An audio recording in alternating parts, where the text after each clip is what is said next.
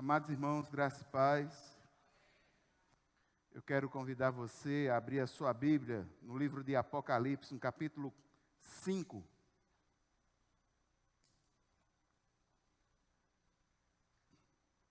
Apocalipse, no capítulo 5. O Cordeiro Leão, nosso futuro está em suas mãos.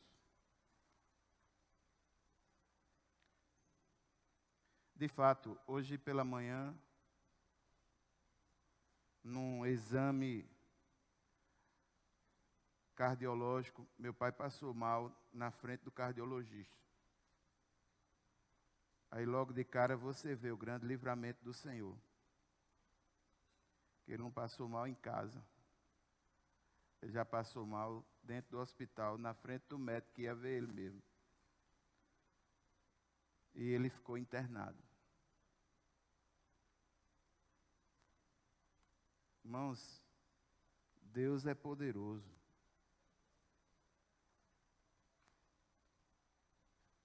E a nossa vida não é aqui na terra. É um novo céu e uma nova terra. Está nas mãos do Senhor. É orar, acalmar o coração e seguir adiante. E fazer o que precisa ser feito. Amém?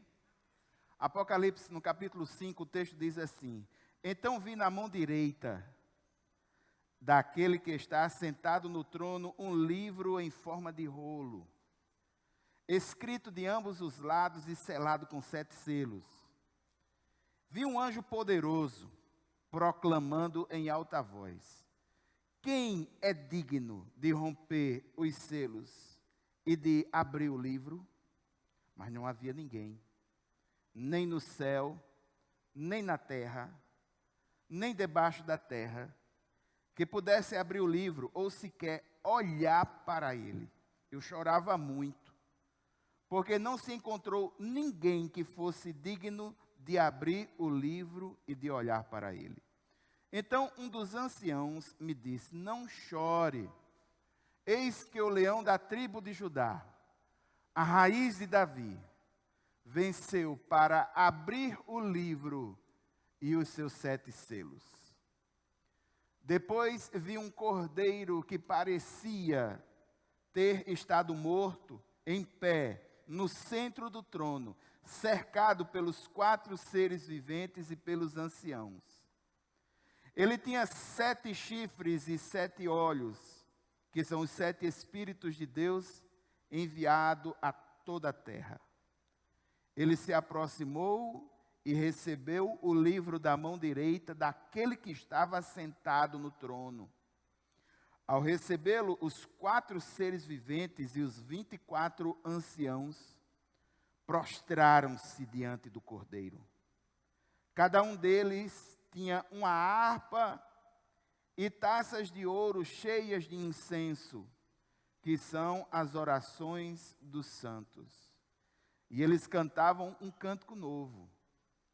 Tu és digno de receber o livro e de abrir os seus selos, pois foste morto e com teu sangue compraste para Deus gente de toda tribo, língua, povo e nação. Tu os constituíste reino e sacerdotes para o nosso Deus, e eles reinarão sobre a terra. Então olhei e ouvi a voz de muitos anjos, milhares de milhares, e milhões de milhões. Eles rodeavam um trono, bem como os seres viventes e os anciãos, e cantavam em alta voz: Digno é o Cordeiro que foi morto, de receber poder, riqueza, sabedoria, força, honra, glória e louvor.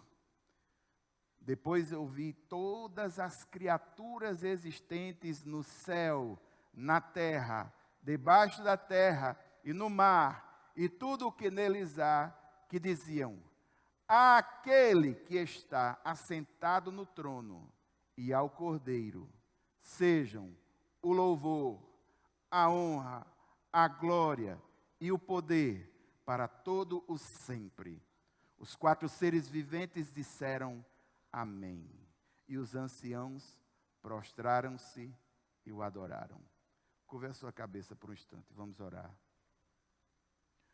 Pai eterno e santo, Deus poderoso, nós queremos colocar diante do Senhor essa porção da tua palavra lida.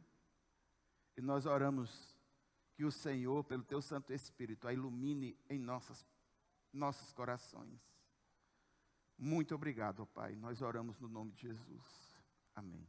Irmãos, o texto de Apocalipse 5, ele está profunda e integramente, conectado com Apocalipse 4. A gente viu aqui Apocalipse 4, encerramos Apocalipse 4 com essa proposta, que foi um gráfico construído por um teólogo chamado Hendrickson, no seu livro Mais que Vencedores. E ele faz um resumo do capítulo 4 e do capítulo 5, criando um imagético de toda essa situação. Está se falando sobre, no capítulo 4, falando sobre o trono de Deus, e no capítulo 5, falando sobre o Cordeiro de Deus. E esses dois assuntos estão integrados, unidos. E nós vimos, a partir do capítulo 4, que aquele que está assentado no trono, centro do trono, esse alguém é o Pai Todo-Poderoso. Nós vimos que esse alguém, ele é representado de uma forma maravilhosa, através de símbolos, e esses símbolos precisam ser lidos à luz do Antigo Testamento, à luz da cultura judaica. E num primeiro momento, e aqui denotando, digamos assim, uma primeira linha, aqui seria a ideia do jaspe, que parece muito com a ideia do diamante para o mundo ocidental, uma pedra branca, o sentido de remeter à característica de Deus que é marcada pela sua santidade. Aquele que está no trono é santo. No segundo nível é o sardônio. Os autores, os escritores dizem que é uma pedra vermelha, translúcida. E o conceito da cor vermelha dentro da cultura judaica e dentro do contexto do Novo Testamento e também de alguns aspectos do Antigo Testamento é o contexto da justiça de Deus. Ou seja, esse Deus que está no trono, ele é santo e é justo. Num terceiro nível, nós teríamos aí um arco como de esmeralda, o que remete à figura da primeira aliança do Senhor com os seres humanos. Então, de uma forma gradativa, aspectos desse Deus vão sendo descritos de forma bela. Essa é uma das características principais do texto apocalíptico. Então, esse Deus, ele é santo, ele é justo, ele é graça e é misericórdia. Num quarto nível, nós vimos aqui os seres viventes. Os dois grandes níveis de estudo sobre os seres viventes é que eles, nas características que são colocadas, remetem características práticas deles como seres que servem ao Senhor. Nós temos um com o rosto de um boi, um com o rosto de leão, um com o rosto de águia voando e um com o rosto de homem, remetendo a características desses seres que estão totalmente ligadas à adoração e à disposição do Mestre. A força, a servidão, a inteligência e a presteza e a rapidez. E num quinto nível, os 24 tronos, que é uma leitura, digamos assim, porque nesses tronos estão assentados anciãos que estão com suas vestes, com vestes de honra, são brancos, cintos de ouro, coroas de ouro em sua cabeça. Essas coroas são o poder que o Senhor lhes delegou. E os dois níveis de comentaristas apontam que esses anciãos podem ser seres celestiais especiais, mas a grande maioria converge para a ideia de que esses seres, esses anciãos, me perdoem, eles representam a humanidade dos filhos de Deus redimida, no caso 2 vezes 12, remetendo-se às 12 tribos de Israel no Antigo Testamento e os 12 apóstolos no Novo Testamento. Aí perceba que faltou o nível 6 e o nível 7 e o Cordeiro. É aqui onde entra o texto de Apocalipse 5. Em Apocalipse 5, a gente já começa vendo algo inusitado. Um livro, o arauto e uma investigação. Dos versículos 1 a 3, o texto diz assim: Então vi na mão direita daquele que está assentado no trono um livro em forma de rolo, no caso, um pergaminho, escrito de ambos os lados e selado com 7 selos. Primeira coisa que João vê nesse capítulo agora é a descrição de um livro. Esse livro está na mão daquele que é detentor de todo o domínio, todo o poder, está na mão de Deus. Está na sua mão direita, presta atenção, remetendo à figura da importância, e é um documento deliberativo. Presta atenção, o texto diz, na mão direita daquele que está assentado no trono, um livro em forma de rolo ou pergaminho. Entende, irmãos, que quando se fala em livro, nessa época os livros não têm essa forma como nós temos aqui. Ou rolo ou pergaminho.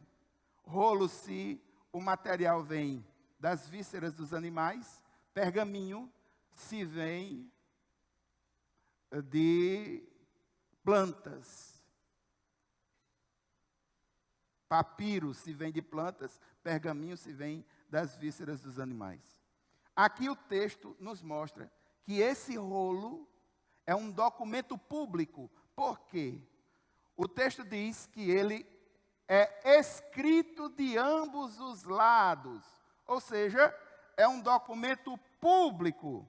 É um documento de acesso público e que vai ser amplamente divulgado. Não é a primeira vez que nós vemos esse elemento.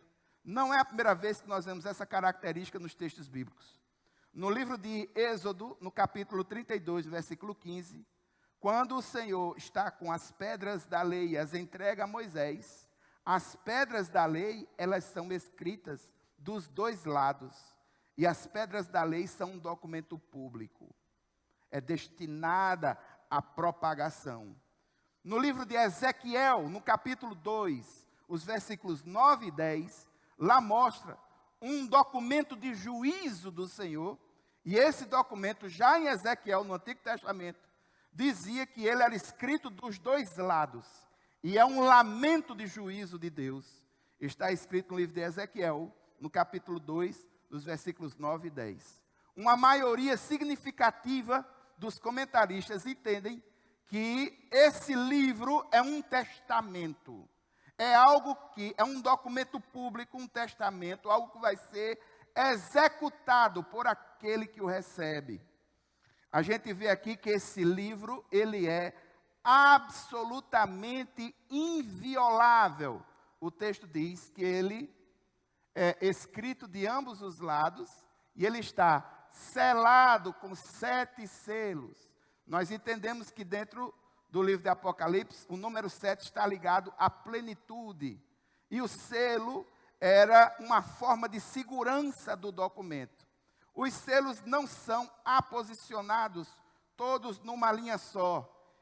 Quando o rolo vai sendo enrolado, a cada seção de assunto vai sendo colocado um selo distinto, até fechar todo o documento, dando a ideia de gradação.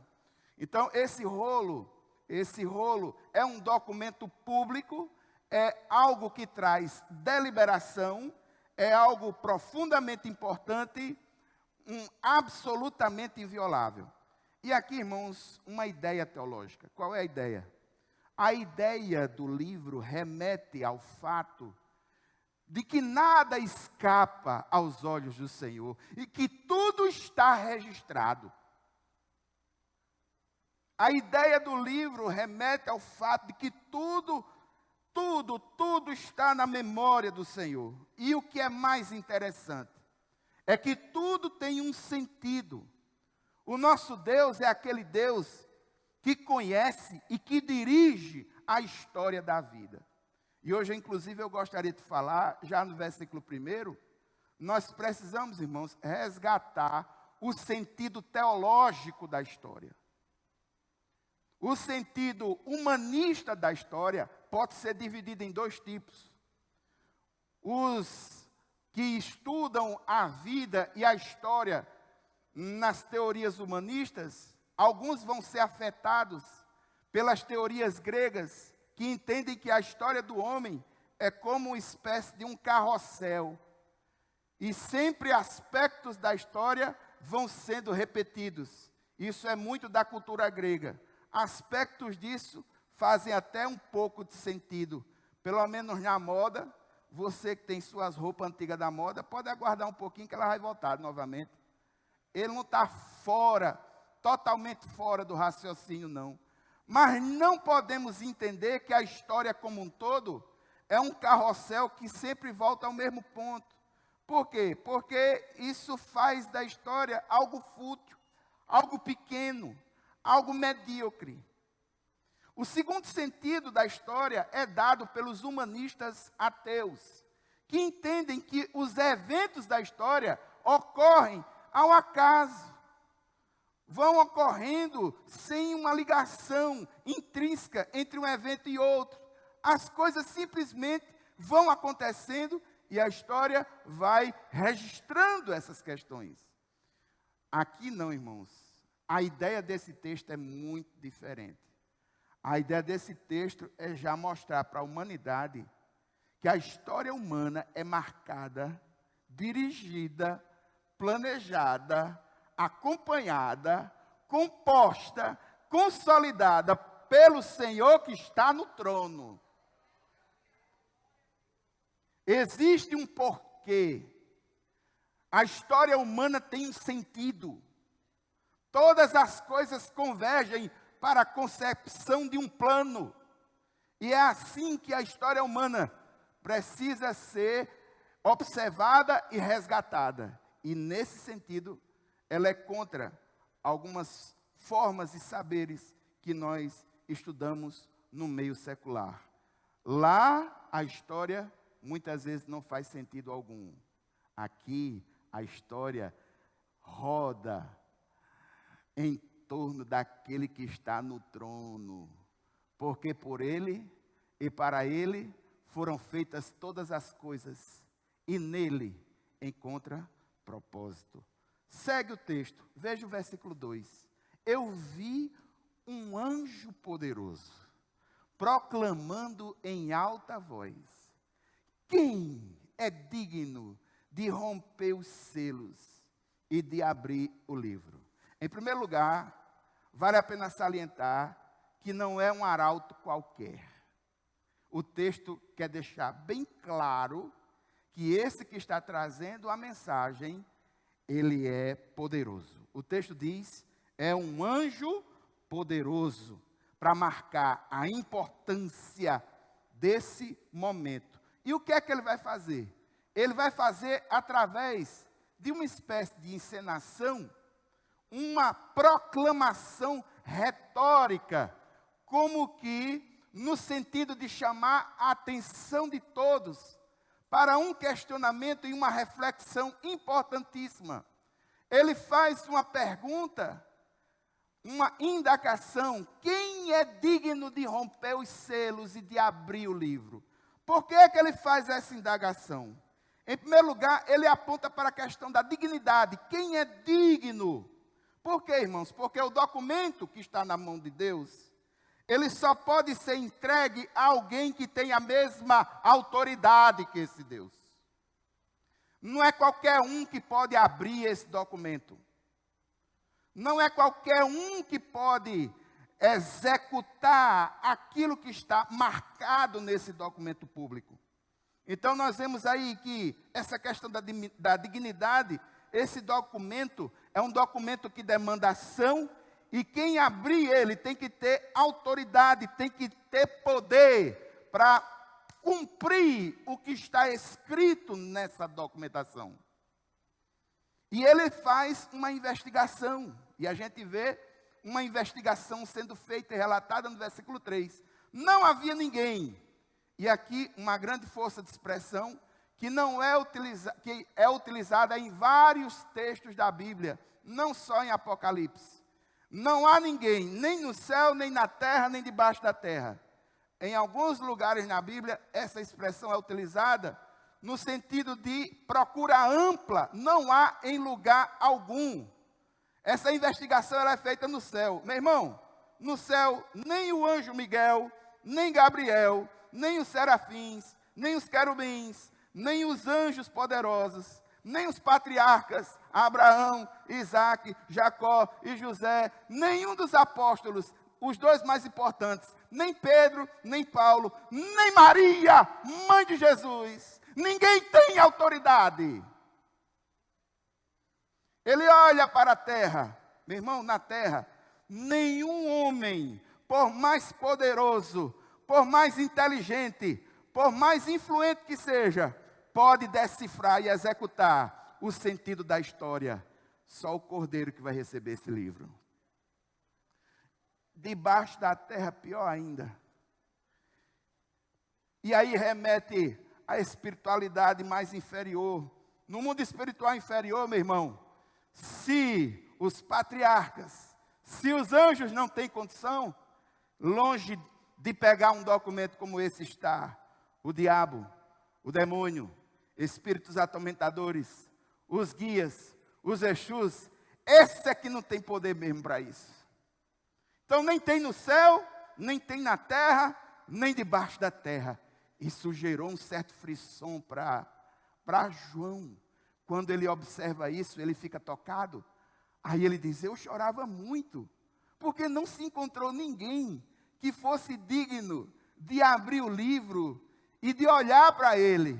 Então um dos anciãos me disse, não chore, eis que o leão da tribo de Judá, a raiz de Davi, venceu para abrir o livro e os seus 7 selos. Irmão, João chorou. E acredito que o arauto foi feliz na sua colocação retórica. Ele gerou justamente o que era necessário para aumentar a honra daquele momento. Ele gerou justamente a diferença, ele gerou a expectativa necessária para entender o Cordeiro. João chorou. João chorou, é possível que no coração de João estivesse uma espécie de frustração. Meu Deus, será que as promessas não vão ser cumpridas? No capítulo 4 tem uma promessa. Volta um pouquinho no capítulo 4, no versículo 1. Veja que lá tem uma promessa. No capítulo 4, no versículo 1, depois dessas coisas olhei e diante de mim estava uma porta aberta no céu. A voz que tinha ouvido no princípio falando comigo, como trombeta, disse, suba para cá e mostrarei a você o que deve acontecer depois dessas coisas. É possível que João tenha pensado, e agora? O que é que vai acontecer? Meu Deus, o que é que vai acontecer? Será que aquele que me deu essa informação é uma informação falsa? Será que é uma informação frustrada? Será que agora a história, será que a vida, ela não vai ter nenhuma orientação? Ela não vai ter sentido? Será que nós estamos num barco sem leme? O que é interessante é de onde parte a resposta. Aí o ancião agora diz, epa, tenha calma. Em primeiro lugar, uma palavra de motivação e de ânimo. Antes de qualquer coisa, o ancião diz, não temas. Não tenha medo. Não tenha medo, João. Há alguém. Não tenha medo, João. Há alguém forte, poderoso, que é o cumprimento das profecias. Quem é esse alguém que representa essa força, esse poder, o ungido que é o cumprimento das profecias? Aí ele dá o primeiro nome. É o leão da tribo de Judá. Esse termo vem de onde? E é cumprimento da profecia, por quê? Abra sua Bíblia no livro de Gênesis.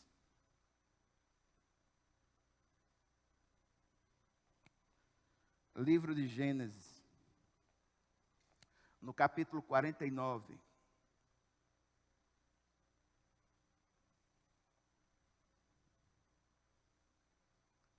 A partir do versículo 8. Na figura de uma bênção fantástica, que num primeiro momento é possível que você tenha lido e não tenha entendido, e que agora faz todo o sentido. Gênesis, no capítulo 49, a partir do versículo 8, o texto diz assim: Judá, seus irmãos o louvarão, sua mão estará sobre o pescoço dos seus inimigos, os filhos de seu pai se curvarão diante de você. Judá é um leão novo. Você vem subindo, filho meu, depois de matar a presa. Como um leão, ele se assenta e deita-se como uma leoa. Quem tem coragem de acordá-lo? Aí vem uma palavra profética e o título messiânico, já em Gênesis, versículo 10. O cetro não se apartará de Judá, nem o bastão de comando de seus descendentes, até que venha aquele a quem ele pertence, e a ele as nações obedecerão. Só, irmãos, que esse título messiânico, o leão da tribo de Judá, ele também está ligado com outro título messiânico que reforça essa realeza do cordeiro, que agora é leão. O texto diz que ele é a raiz de Davi. Ou seja, ele está ligado à descendência de Jessé, pai de Davi, e de Davi, que é um rei por excelência, o imagético excelente de rei dentro da cultura judaica. E aqui, irmãos, eu gostaria que você abrisse a sua Bíblia no livro de Isaías, no capítulo 11. Vamos com toda a calma, não se preocupe, o texto hoje é pequeno. Isaías, no capítulo 11.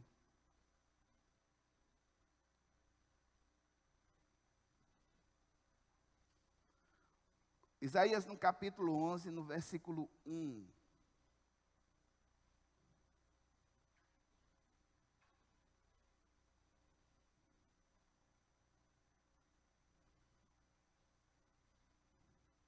Isaías no capítulo 11, a partir do versículo 1. Isaías 11, 1. O texto diz: um ramo surgirá do tronco de Jessé. Jessé é o pai de Davi. E das suas raízes brotará um renovo. O Espírito do Senhor repousará sobre ele, o Espírito que dá sabedoria e entendimento, o Espírito que traz conselho e poder, o Espírito que dá conhecimento e temor do Senhor, e ele se inspirará no temor do Senhor, não julgará pela aparência, nem decidirá com base no que ouviu, mas com retidão julgará os necessitados. Com justiça tomará decisões em favor dos pobres. Com suas palavras, como se fossem um cajado, ferirá a terra. Com o sopro da sua boca matará os ímpios. A retidão será a faixa do seu peito e a fidelidade o seu cinturão. O lobo viverá como cordeiro, o leopardo se deitará com o bode. O bezerro, o leão e o novilho, o gordo pastarão juntos, e uma criança os guardará. Vá para o versículo 10. Naquele dia, as nações buscarão a raiz de Jessé, que será como uma bandeira para todos os povos, e o seu lugar de descanso será glorioso. Agora abra um texto que resume tudo. Livro de Romanos, no capítulo 15, no versículo 12. Paulo vai repetir essa profecia de Isaías, dizendo que em Cristo ela é cumprida. E no versículo 12 ele diz: Isaías também diz: brotará a raiz de Jessé, aquele que se levantará para reinar sobre os gentios. Estes porão nele a sua esperança. Veja o versículo 13. Que o Deus da esperança os encha de toda alegria e paz, por sua confiança nele, para que vocês transbordem de esperança, pelo poder do Espírito Santo. A raiz de Jessé, a raiz de Davi, é a realeza, o Messias, o ungido, é o cumprimento das profecias. E o cumprimento das profecias são consolidadas em algo fantástico. Sabe o que é, meu irmão? É que ele venceu. O Cordeiro, que é leão, marcando seu poder, sua força, que é a raiz de Davi, marcando sua realeza. Esse Cordeiro venceu. Ele é digno para abrir o livro e os 7 selos. E ele venceu aonde? Como foi que ele venceu isso? Eu gostaria que você abrisse a sua Bíblia no livro de Isaías, no capítulo 52, a partir do versículo 13.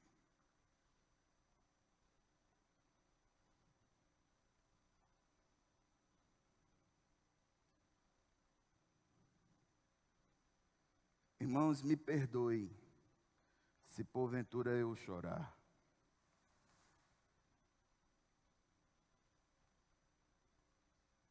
Veja o que o Senhor diz em Isaías. Vejam, o meu servo agirá com sabedoria, será engrandecido, elevado e muitíssimo exaltado. 52:14. Assim como houve muitos que ficaram pasmados diante dele, sua aparência estava tão desfigurada, que ele se tornou irreconhecível como homem.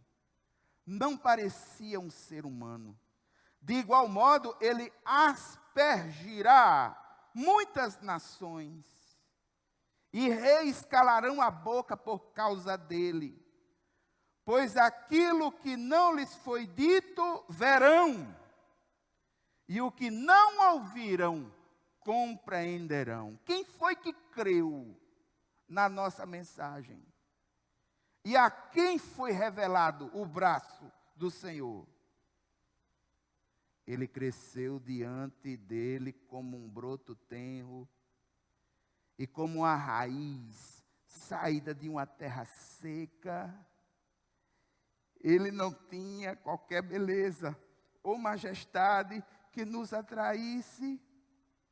Nada havia em sua aparência para que o desejássemos.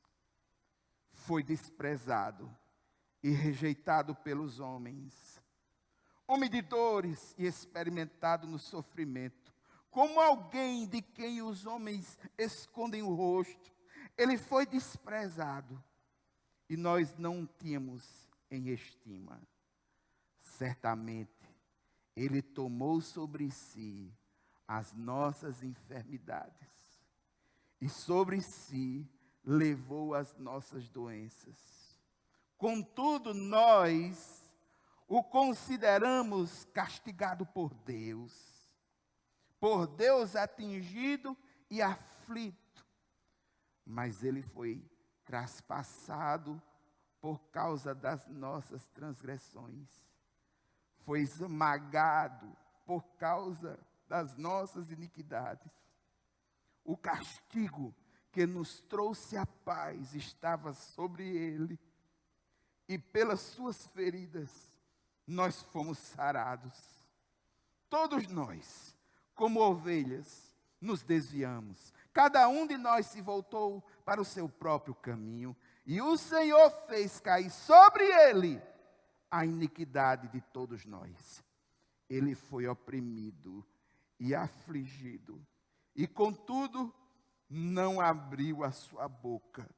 Como um cordeiro foi levado para o matadouro, e como uma ovelha que diante de seus tosqueadores fica calada, ele não abriu a sua boca. Com julgamento opressivo, ele foi levado. Quem pode falar dos seus descendentes? Pois ele foi eliminado da terra dos viventes, por causa da transgressão do meu povo, ele foi golpeado. Foi-lhe dado um túmulo com os ímpios, e com os ricos em sua morte, embora não tivesse cometido nenhuma violência, nem houvesse nenhuma mentira em sua boca. Contudo, foi da vontade do Senhor esmagá-lo e fazê-lo sofrer. E embora o Senhor tenha feito da vida dele uma oferta pela culpa, ele verá sua prole e prolongará seus dias. E a vontade do Senhor prosperará em sua mão. Depois do sofrimento de sua alma, ele verá a luz, ficará satisfeito pelo seu conhecimento. Meu servo justo justificará a muitos e levará a iniquidade deles. Por isso eu lhe darei uma porção entre os grandes, e ele dividirá os despojos com os fortes. Porquanto ele derramou sua vida até a morte, foi contado entre os transgressores, porque ele levou o pecado de muitos e pelos transgressores intercedeu.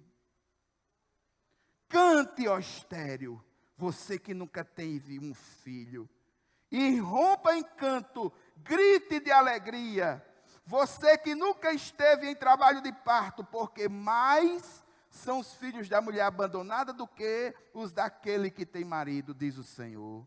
Alargue o lugar de sua tenda, estenda bem as cortinas da sua tenda, não impeça, estique suas cordas, firme suas estacas, pois você se estenderá para a direita, para a esquerda, seus descendentes desapossarão nações e se instalarão em suas cidades abandonadas. Não tenha medo. Você não sofrerá vergonha, não tema o constrangimento, você não será humilhada, você não esquecerá a vergonha da sua juventude e não se lembrará mais da humilhação de sua viuvez, pois o seu Criador é o seu marido, o Senhor dos Exércitos é o seu nome, o Santo de Israel é o seu Redentor, ele é chamado o Deus de toda a terra. O Senhor chamará você de volta, como se você fosse uma mulher abandonada e aflita de espírito, uma mulher que se casou nova apenas para ser rejeitada, diz o seu Deus. Por um breve instante eu a abandonei, mas com profunda compaixão eu a trarei de volta. No impulso de indignação escondi de você por um instante o meu rosto, mas com bondade eterna terei compaixão de você, diz o Senhor, o seu Redentor. Para mim isso é como os dias de Noé, quando jurei que as águas de Noé nunca mais tornariam a cobrir a terra, de modo que agora jurei não ficar irado com você, nem tornar a repreendê-la, embora os montes sejam sacudidos e as colinas sejam removidas, ainda assim a minha fidelidade para com você não será abalada, nem será removida a minha aliança de paz, diz o Senhor, que tem compaixão por você. Eu gostaria que você desse um pulinho para o capítulo 55, a partir do versículo 1. Venham todos vocês que estão com sede, venham às águas. E vocês que não possuem dinheiro algum, venham, compre e comam. Venham, compre vinho e leite sem dinheiro e sem custo. Por que gastar dinheiro naquilo que não é pão, e o seu trabalho árduo naquilo que não satisfaz? Escutem, escutem-me e comam o que é bom, e a alma de vocês se deliciará com a mais fina refeição. Deem-me ouvidos e venham a mim, ouçam-me, para que a sua alma viva. Por quê? Deus diz: farei uma aliança eterna com vocês. Minha fidelidade prometida a Davi. Então, irmãos, quando nós vemos esses dois designativos, leão da tribo de Judá, raiz de Davi, é o cumprimento das profecias no ungido de Deus, o Cordeiro. Não é à toa que no livro de João, no capítulo 1, no versículo 29, João, ao olhar para Jesus, ele diz: esse é o Cordeiro de Deus que tira o pecado do mundo. Ele venceu. E ele venceu em que palco? Abra sua Bíblia no livro de Filipenses, no capítulo 2. A partir do versículo 6 a 9. O versículo 6 diz: embora sendo Deus, não considerou que o ser igual a Deus era algo a que devia apegar-se. Esvaziou-se a si mesmo, vindo a ser servo, tornando-se semelhante aos homens. E sendo encontrado em forma humana, humilhou-se a si mesmo e foi obediente até a morte, e morte de cruz. Por isso, Deus o exaltou à mais alta posição e lhe deu um nome que está acima de todo nome, para que ao nome de Jesus se dobre todo joelho, aonde? Nos céus, na terra, debaixo da terra. E toda língua confesse que Jesus Cristo é o Senhor, para a glória de Deus Pai. A vitória foi garantida na cruz do Calvário, quando Jesus vence, redime, cumpre as profecias, vence a morte, ressurreto, está à direita do Pai. Ele tem toda a autoridade, ele tem toda a dignidade. Foi ele que venceu. Aí vem o cordeiro. Porque esse leão é cordeiro. No versículo 6, João vê: depois vi um cordeiro.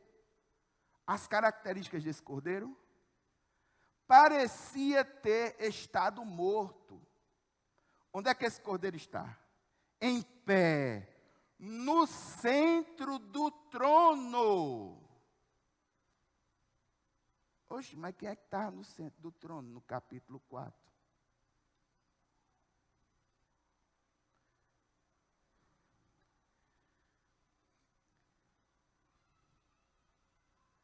Irmãos, no complexo do trono, só podem ficar aqueles que têm a mesma natureza. O Pai está no trono e o Cordeiro está no trono. É por isso que eu digo que a pergunta do anjo, ela foi retórica. E a resposta do ancião foi quase como encenação. Porque todos já sabiam que Jesus tinha vencido a morte.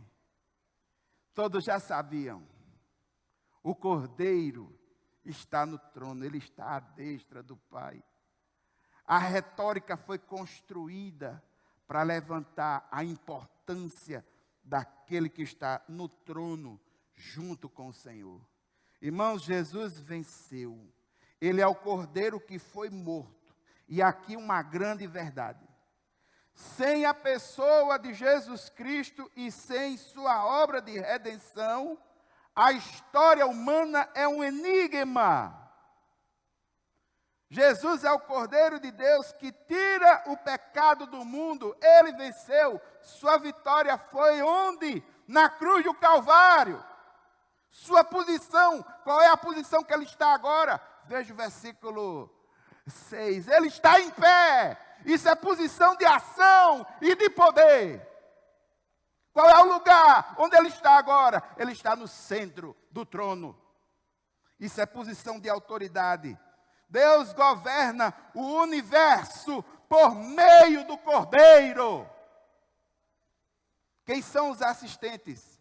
Veja, o texto diz: cercado pelos 4 seres viventes e pelos anciãos. Esse Cordeiro, ele tem pleno poder. A figura do chifre está ligada ao poder, à questão da cultura judaica, que entendia que os animais de poder eram aqueles animais que tinham chifres, que davam marradas, e essa ideia do chifre ficou como uma ideia, uma figura de algo poderoso e forte. Ele tinha 7 chifres, um cordeiro com 7 chifres. Esse número é qualitativo, irmãos. Ele tem pleno poder. 7 olhos, um cordeiro com 7 olhos. Sabemos que as qualidades não são essas. O 7 aí está marcando a sua plenitude. E a questão do olho está marcando a onisciência desse cordeiro. Ele é de pleno poder, ele é de pleno conhecimento, plenamente consciente de tudo, de todas as coisas. E o que é mais interessante, diante dele estão os 7 Espíritos de Deus enviados a toda a terra. Características de Deus esse cordeiro tem, ou seja, eles são iguais. Seus atributos são atributos divinos. Ele tem pleno poder, onipotência. Ele tem pleno conhecimento, onisciência. E ele está em todo lugar na terra, onipresença. No versículo 7, mostra o momento da consolidação desse poder na mão do Cordeiro. Versículo 7 diz que ele, esse Cordeiro, se aproximou e recebeu o livro da mão direita daquele que estava assentado no trono. Aí o que é que acontece, meu irmão? Em primeiro lugar, veja, ele se aproxima, ele recebe. Jesus está confirmando a sua dignidade para desencadear o plano redentor de Deus para o futuro da humanidade. Ele está assumindo o propósito, ele está executando a sentença, recebe o documento. Agora, irmãos, a grande lição para nós parte do versículo 10 em diante. Veja o que é que acontece. Quando esse documento é recebido, versículo 8.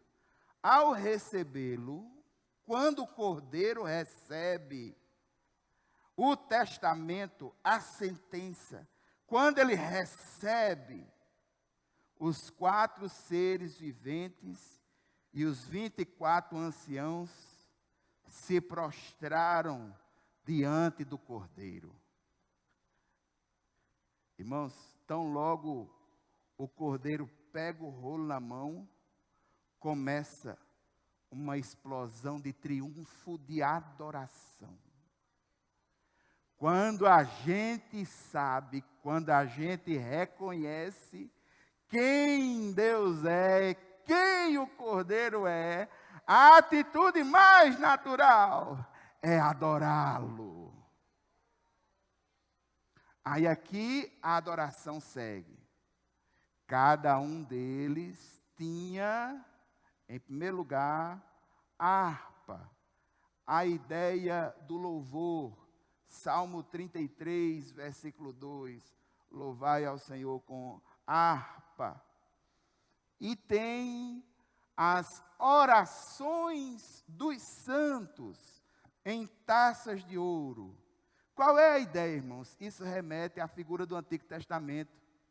Porque esse Cordeiro, que também é leão, ele também é sacerdote.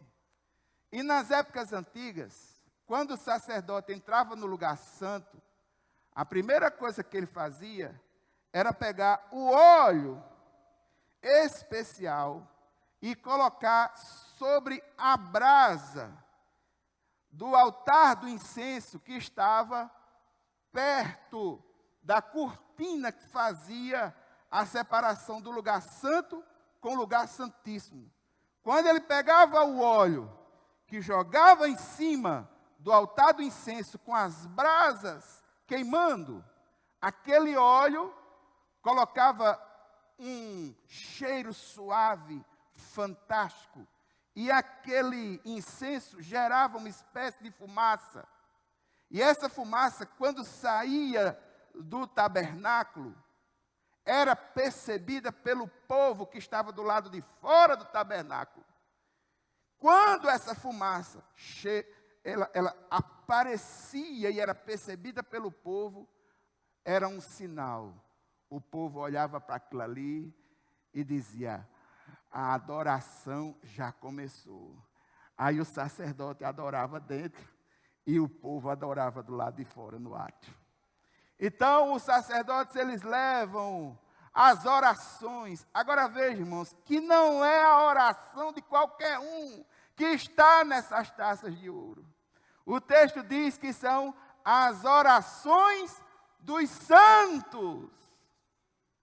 Aqueles que são santificados em Cristo Jesus. As suas orações, o seu louvor, sobe como um sacrifício suave para o Senhor. Abra sua Bíblia no livro de Hebreus, no capítulo 13, no versículo 15.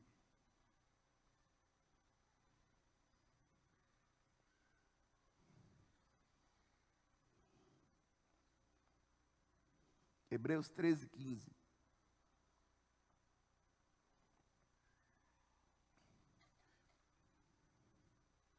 Hebreus 13, 15, uma marca importante para nós.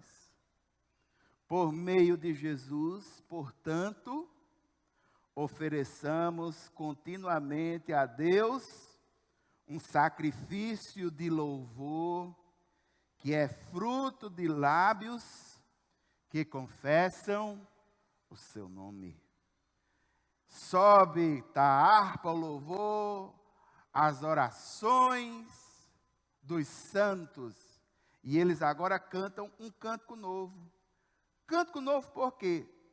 Porque o cordeiro, até o momento, não tinha recebido essa honra pública, como ocorre nesse momento. E eles proferem palavras fantásticas. Quando o cordeiro, que é digno, ele pega o testamento, o cântico novo diz: tu és digno de receber o livro. Reconhece esse cordeiro. E de abrir os selos. Por quê? Porque foste morto e com teu sangue compraste para Deus gente de toda a tribo, língua, povo e nação. Que coisa fantástica, irmãos. O Senhor é digno. Tu és digno.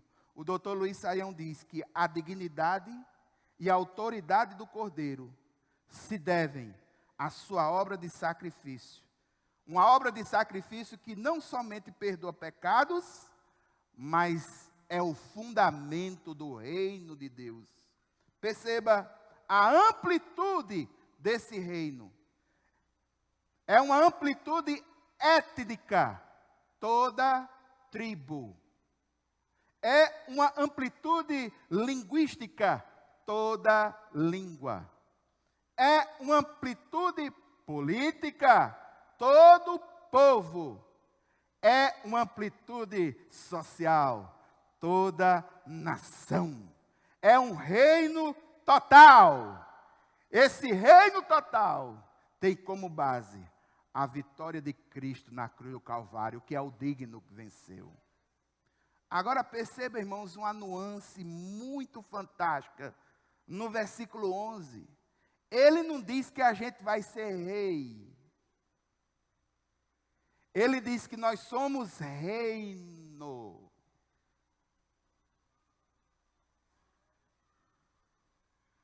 Percebeu aí a nuance? O total, o todo, o reino. Mas ele reconhece a individualidade. Tu os constituísse reino e sacerdotes. Ou seja, em Cristo Jesus,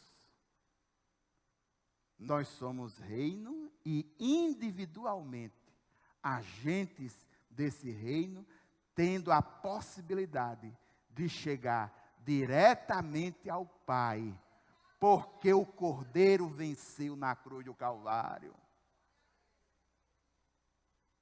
Agora vamos a uma exaltação ampliada. Versículo 11, o texto diz: então olhei e ouvi a voz de muitos anjos, milhares de milhares, milhões de milhões. Eles rodeavam o trono, bem como os seres viventes e os anciãos. E eles cantavam em alta voz o quê? Digno é o Cordeiro que foi morto de receber poder, riqueza, sabedoria, força, glória e louvor. Não é apenas ampliada, porque agora nós temos milhões, milhares de anjos rodeando, seres viventes, os anciãos, mas ela é confirmada.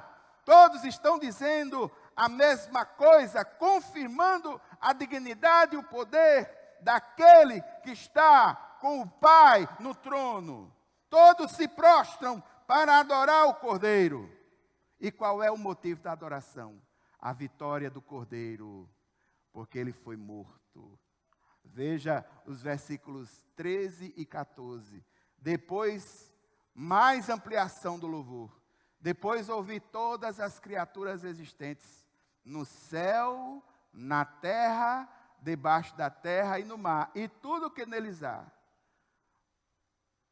Eles diziam: há aquele que está assentado no trono e ao Cordeiro. Está vendo aí? Aquele que está assentado no trono e ao Cordeiro sejam o louvor, a honra, a glória e o poder para todos sempre. Aí as figuras de intimidade do trono. Os 4 seres viventes disseram amém. E os anciãos se prostraram e adoraram. Todos se prostram para adorar aquele que está no trono. Quem é que está no trono? O Pai e o Cordeiro. E o Espírito Santo de forma plena. Lembre-se do trono no capítulo 4. Todos se prostram para adorar o Cordeiro. E o motivo da adoração é o seu sacrifício na cruz do Calvário, que é o fundamento do plano de Deus para a restauração de tudo e de todas as coisas. 3 grandes verdades espirituais eu gostaria de ressaltar com os irmãos. Em primeiro lugar, nós precisamos resgatar o olhar teológico da história. A história tem um sentido. Todas as coisas convergem para um final. Segundo, sem a pessoa de Jesus e sem a sua obra de redenção, a história é um enigma. Há uma impossibilidade radical, irmãos, de que o homem, ele seja, o homem, quando eu digo homem, ele tem a possibilidade de ser senhor do seu próprio destino. Em que sentido? No sentido do grande plano do Senhor. O Senhor rege tudo na sua soberania. Ele tem um plano. Deus tem um plano para cada criatura. Creia nisso. Você faz parte desse plano. E o último e mais fantástico, o nosso Deus é aquele Deus que deve ser adorado. Adorado pelo que Ele é. Perceba a quantidade de atributos que estão ligados àquele que está no trono e ao Cordeiro. Pelo que Ele faz. Veja o que Jesus fez na cruz do Calvário e que através disso, a sua dignidade é marcada e garantida nesse momento de louvor e de adoração. E pelo que ele é, pelo que ele fez, pelo que ele faz. Irmãos, louvado seja o nome do Senhor. Conseguimos concluir esse capítulo. Nós só temos uma coisa a fazer diante de um quadro desse. Se eu tocar aqui, sai som? Saiu aí. Graças a Deus, bota aí.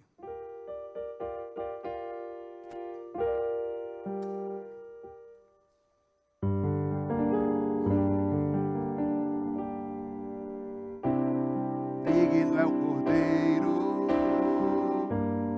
que foi morto. Santo, santo Ele é. Se quiser ficar em pé, pode ficar, viu?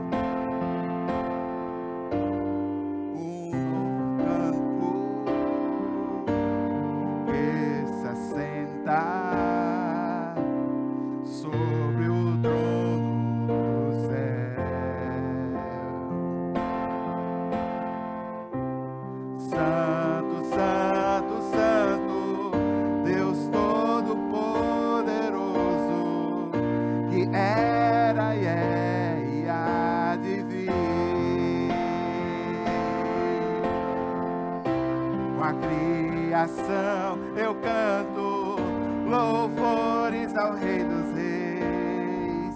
És tudo para mim e eu te adorarei. Aleluia, glória a Deus. Louvado seja o nome do Senhor. Aleluia, nós te adoramos, Cordeiro de Deus. Ele está maravilhado, maravilhado. Maravilhado, extasiado, eu fico a ouvir teu nome. Jesus, teu nome é força, é fôlego de vida, misteriosa, água viva. Santo, santo, santo, santo, santo, santo, santo, Deus Todo-Poderoso, que era e é e há de vir. Com a criação eu canto louvores ao Rei dos Reis. És tudo para mim e eu te adorarei. Santo, santo, santo, santo, santo, Deus Todo-Poderoso, e era e é e há de vir.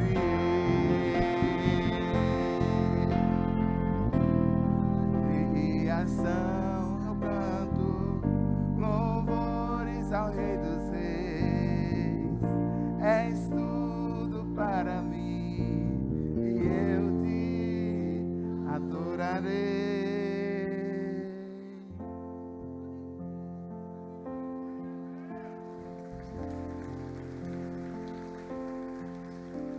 Olhai para o Cordeiro de Deus.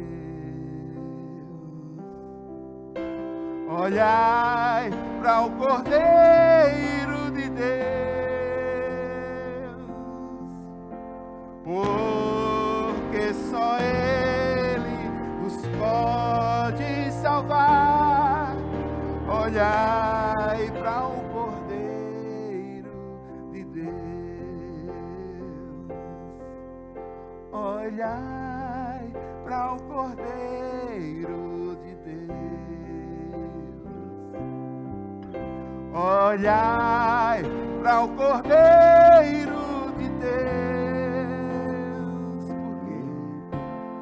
porque só Ele vos pode salvar. Olhai para o Cordeiro de Deus. E eu gostaria de perguntar: Há alguém nessa noite que quer entregar o seu coração para o Cordeiro de Deus, aquele que tira o pecado do mundo, fazer parte desse reino. Há alguém que nessa noite gostaria de declarar, de confessar sua aliança com o Cordeiro, sua aliança com o Senhor Jesus. Vem até aqui à frente para que nós possamos orar por você. Há alguém, há alguém. Não vou demorar, irmãos. Não vou demorar. Mas uma coisa é certa. Toda e qualquer expressão religiosa que diminui o poder, a autoridade e o ser de Jesus, qualquer coisa que venha a convergir nesse sentido, pode ter certeza, não é do Senhor, é do demônio. Agora no final do ano, as decorações de Natal já começaram. O comércio já está verde, vermelho e dourado. E aqui e ali já começam a ser montados um imagético que para mim é um dos mais terríveis, que é aquela ideia daquele Cristinho, coitadinho, numa manjedoura pobre, correndo aquele catarro do nariz, os bichos ali olhando, e o povo com a pena. Esqueça isso, irmãos. Ele disse: todo o poder me foi dado no céu e na terra. Ele está no trono. Irmãos, as adversidades da vida vão nos questionar sobre muitas coisas. Eu louvo a Deus pela oportunidade que Ele me deu de hoje eu ver que a minha história e a história do meu pai não se encerra aqui. E aquele que tem essa esperança de ver esse Deus face a face. 1 João diz que Ele santifica a si mesmo. E nós vamos pedir ajuda, irmãos, ao Espírito Santo do Senhor, para que nós possamos caminhar, levantar a cabeça, ir adiante, adorando ao Senhor, até o último dia de nossas vidas, até quando Ele voltar, até quando Ele quiser. Vamos continuar adorando ao Pai, vamos continuar adorando a Jesus, o Cordeiro de Deus. Vamos orar. Pai, muito obrigado, Senhor, por esse momento. Nós queremos colocar diante do Senhor a nossa vida. E queremos te pedir, Deus, no nome de Jesus, que o Senhor nos dê força, ânimo, para que nós possamos levantar a cabeça e prosseguir adorando o Teu nome até o último dia, quando nós vamos estar face a face contigo, ó Pai. Não por causa dos nossos méritos, mas porque o Cordeiro venceu, nós também vencemos. Meu Deus, meu Pai, muito obrigado, muito obrigado. Nós oramos no nome de Jesus. Amém. A graça do Senhor Jesus Cristo, o amor de Deus, a comunhão e as consolações do Espírito Santo seja sobre cada um de nós hoje e sempre. Amém, amém.